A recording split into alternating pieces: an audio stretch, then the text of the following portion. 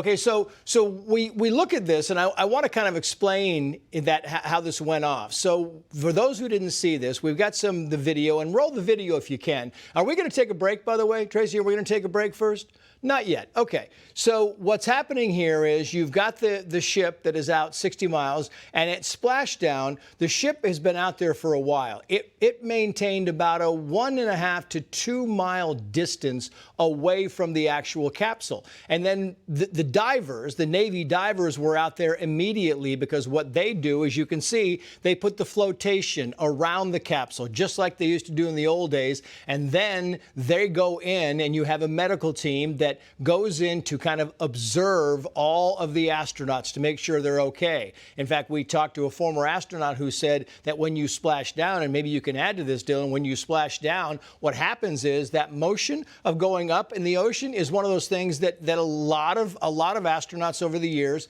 have gotten sick because of that. Seasickness right away. It seems ironic, right? NASA hires astronauts that don't get seasick. Right. You want someone who has a very strong stomach. It's part of the qualifications for becoming an astronaut. And yet, this phase, when you're in the ocean, is actually the time when someone might get nauseous. Yeah, it really is. And so you go back to this, you have the divers, and they're the ones that open the hatch. And then they put the floats around the capsule so that it stays upright. And then they check, the medical team goes in and checks to make sure they're away, make sure that there's not one or the other astronaut that needs a priority, lift out of the capsule and then onto the boat. And then they bring them out, they put them on a float raft, and then the float raft leads to the helicopter, and the helicopter will take them back to the ship. And then they pick up the last two, and it's the same process all over again. You just saw video of the astronauts taking pictures with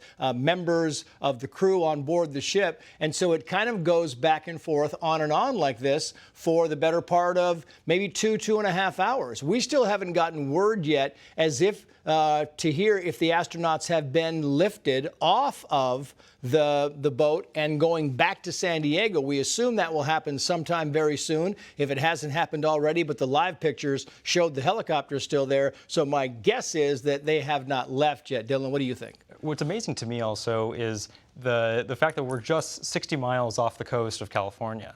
Santa Catalina is almost halfway between mainland Los Angeles and where they are. And that's thanks to a lot of the precision for the ability to enter right where we want them to. Yeah. And it leads them to be able to get onto land so quickly. Yeah. It really is. It's kind of crazy. And they were talking about today, which I also found fascinating, Dylan, is they were talking about the concept of coming down, right? And you see the 3 parachutes, you see them kind of go off, and the parachutes are there, so everything is floating down. It almost looks like we're going back in time, because we haven't seen that. We haven't seen that in 50 plus years. I mean, my kids are watching this, they're riveted by it, but nobody has seen that kind of a landing in 50 plus years. Honestly, a lot of that technology was already proven out long ago. And if it's not broken, don't fix it. And it still has a lot of that reefing process where it uses detonation to open up the parachute in phases. Yeah, which is interesting, right? Because the capsule looks like an Apollo capsule. It looks like the same thing. It looks like we have just went back in time, and the pickup is the same. You see the Navy going, I guess if it works, don't fix it, right? Exactly. So that's kind of the concept here. Tried and true is tried and true. It really is, and even with the Artemis I to now the Artemis II mission, NASA didn't try to make changes when they already found success. Yeah, and that's the whole key. Don't make changes when you find success. Earth's atmosphere, so, you kind of learn, you go and you do a little bit of homework on this. Earth's atmosphere, as we talked about, the re-entrance happens at 400,000 feet, right?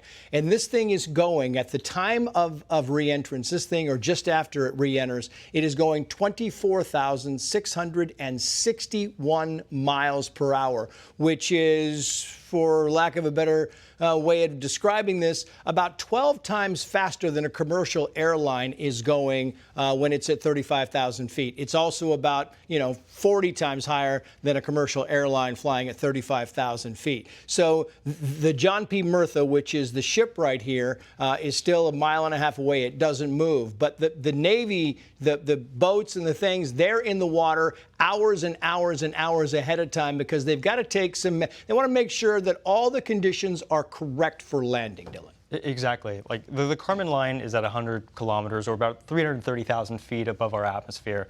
And we say that the entry begins around 400,000 feet, just beyond that Kármán line.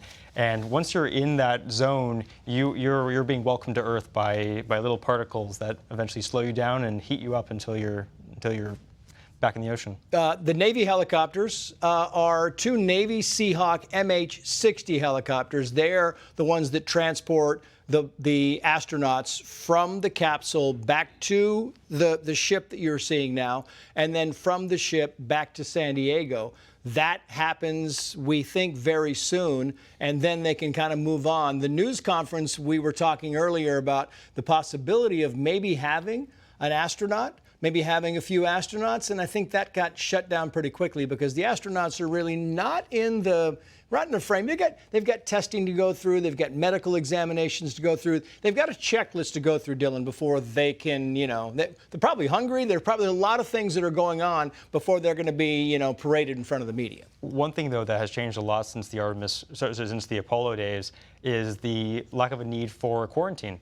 Back in those times, the astronauts right now would not be seeing their families for another probably couple of weeks, and now they're able to go see them probably tomorrow in Houston. Yeah, tomorrow in Houston, it'll be a great homecoming for them in Houston, and the question is, will some of these astronauts be on future Artemis flights? Is it a rotation thing? How do we do that? I mean, I'm sure they've all raised their hands and say, I'll go again, but what's the policy on that? The NASA Astronaut Corps currently has about 48 active members, and the Canadian Space Agency has about 4.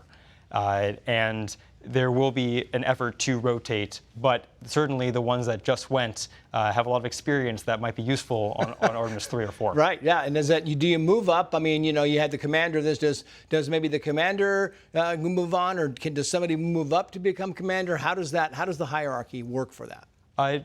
Certainly there could be a new person that comes in who has probably flown to space before, who could become commander for the next mission. Yeah, really just remarkable stuff here. It's remarkable because this thing started 10 days ago, and the thing went flawless. And when we were talking to the astronauts on the second night that they were there, and they were still trying to figure out, the microphone, and I'm not sure if we have any video of that, but with the microphone, we were talking to them, and, they dropped the microphone. You didn't have to hand it to somebody. You just drop it, and it floats. So this is during our interview, right?